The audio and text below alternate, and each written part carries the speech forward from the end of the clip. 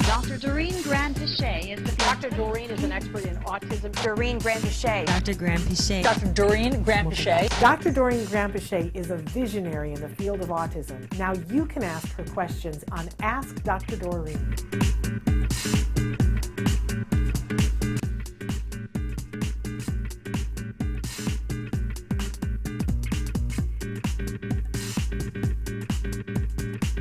All right, welcome back.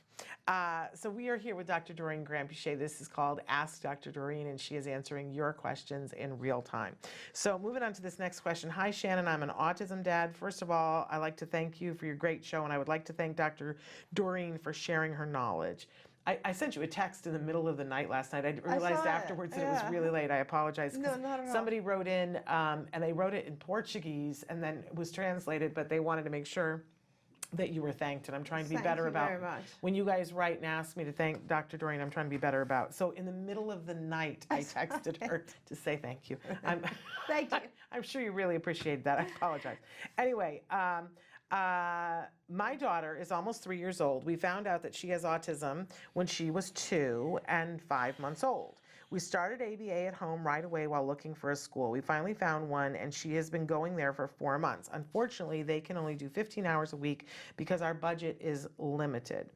The insurance doesn't cover it in Canada.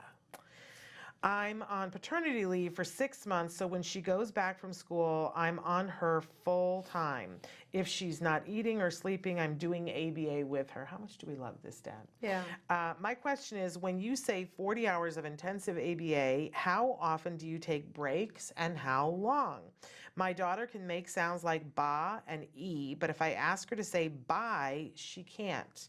How can I teach her to put sounds together? There are some words she can say, but it's hard to teach her new words because of that, and thank you.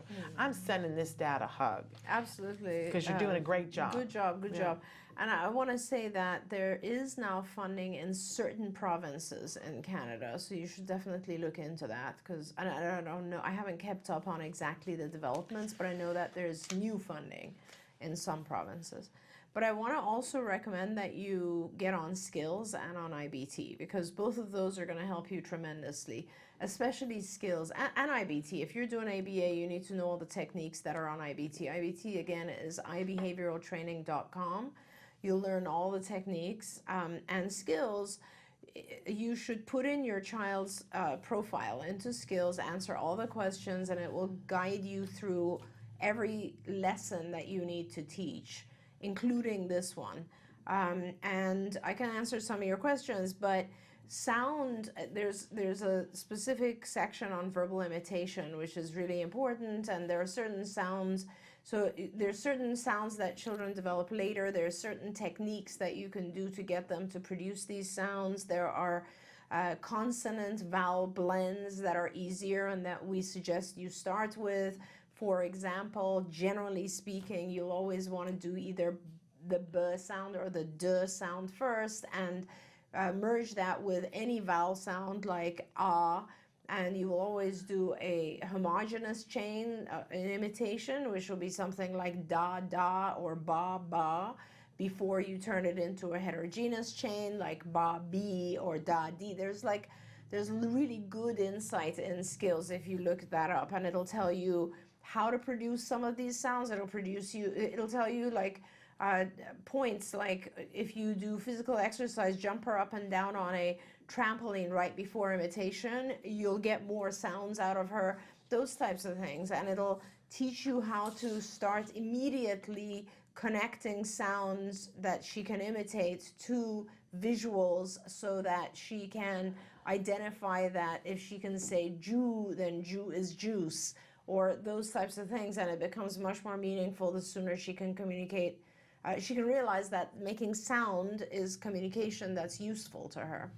So go on Skills. It'll give you tons and tons of ideas about how to generate verbal imitation and then labels and so on. But to answer your question, when we say 40 hours, it is a team of people. It's usually not one person, because it'll really burn you out if you're trying to do 40 hours. And the sessions with a 2-year-old, with someone who's just about 3, you would be doing sessions that are about 2 hours in length. So, and then you do a little break. So like you do a 8 to 10, and then you'd maybe do play outside for 30 minutes. And then you'd come back and do 10:30 to 12:30, and then you'd have lunch for 30 minutes, and then you do another 2, and so on and so forth. And you actually try to spread it over 7 days, so that you're doing approximately 5 to 6 hours per day for 7 days. And those 5 to 6 hours are broken into those, let's say, 1.5 to 2 hour sessions. And in between is play and social. But even in the 2 hour session, you're doing approximately 2 minutes of a lesson, and then you're doing 1 minute of play with you, or some sort, or you're just letting the child run around and play while you take notes for 1 minute, and you're doing another 2 minutes or 3 minutes, and then you're taking notes for 30 seconds. And so every time the child comes over and sits down, and initially, by the way, when you start, the child comes over and sits down for 30 seconds, and you're building that up to about 2 minutes. But you really never, until the child hits like the natural environment training phase, which is much more like a little bit past the discrete trial phase, which you should be in discrete trial because you just started and it's a 3-year-old. So you're doing these segments where your child's coming back and sitting down and doing a couple minutes, and then going off and doing something. You take quick notes, you bring them back, they sit down, you do a couple. And so that's how the sessions are broken up. And you give tons and tons of reinforcers at this phase. If you're able, if she is rewarded by lots of social, yay, good job, or playing with toys and that sort of thing, great. If she's not, feel free to use food reinforcers at this phase. You definitely want to have powerful reinforcers. In fact, you should probably be doing some sort of choice inventory every time you sit down. So when she comes over, you will ask her, what do you want to work for? Do you want this food item? Do you want to play with this toy? Do you want a picture of like going out on the swing? What is it? She needs to be motivated by a reinforcer, and then you do these things. And we often, if you go on IBT, it'll show you some of these things as well, but we'll often have like a reinforcement chart, so that you can say, hey, you need to get like 6 happy faces, and then we can go and play outside. But initially, it'll be very basic. It'll be like, come sit down, do this, and you get a food reinforcer. Come sit down, do this, and say ba, and you get a food reinforcer. So there's a lot of reinforcement.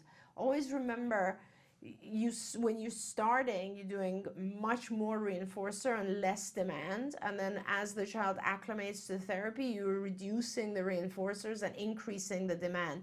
But you never get to a point where it has to be fair. For every demand, there has to be a reinforcer. At all times, it has to be reinforcing for the child. If it isn't, you're lost. Like the ABA depends on the adequate level of reinforcers.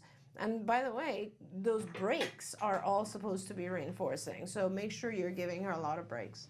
You know, it's fortunate that you asked that at this time of year, because during most shows, except for this one, we're showing some of the toys in our toy guide. And one of the reasons why we recommend some of the toys is they are great toys for that break time. Absolutely. That we talk a lot about how this, this is a great, cause and effect toy, and it has a beginning, middle, and end. Right. And, which is great for therapy. We just demonstrated a marble run the other day.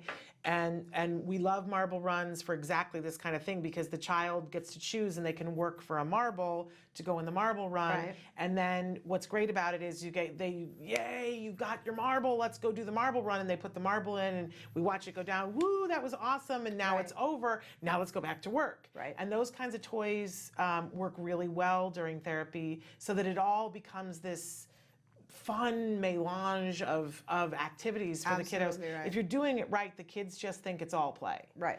Because it's so bing, bing, bing, bing, bing, fast moving, and they're engaged the whole time. And it's a very powerful thing. That's right. But when you have skills in IBT, you'll see video companions showing things like that. And the one IBT video that everyone should be forced to watch, I just think everyone in the world, not just people in the autism community, should be tied to a chair and be forced to watch the one about compliance. Because what we think compliance is and how to actually get compliance with a child, It's totally so different. important, And the way you absolutely. get compliance is the complete antithesis of what you think it is. Yeah. So it's, and by the way, it works with everyone. Oh, And, yeah, and for I know sure. this, and I know what's in the video, and I forget it all the time, and then I have to be reminded, oh, you know, and I'm needing to hear this morning because there's something I need to get compliance with my child, and I thought of every other thing this morning to do. I just didn't think of the one thing that actually works, which is Really? praise, Oh, of course. right? Reinforcers. I mean, like everything is based on reinforcers. Yeah. Absolutely. Yeah. we But when you forget don't that have all the time. compliance and somebody says to you, well, up the praise, that's always Hank's phrase, right? Up the praise. And I always have a reaction. I'm like, well, that doesn't compute. If you're not getting compliance, upping the praise would be the wrong thing to do, Yeah. except it isn't. Yeah, It's the no, right thing. Yeah, yeah. Well, I mean, you generally will have non-compliance when things are not fair. So I always like to say you got to make sure the situation is fair, which is where it's really important to step into the shoes of that person and understand if something is difficult, that's when it always has to be balanced, right? If something is more difficult, the reinforcers have to increase. Absolutely. There we go.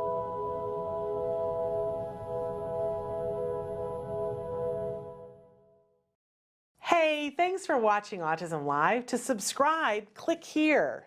And if you'd like to check out some more of our videos, click here.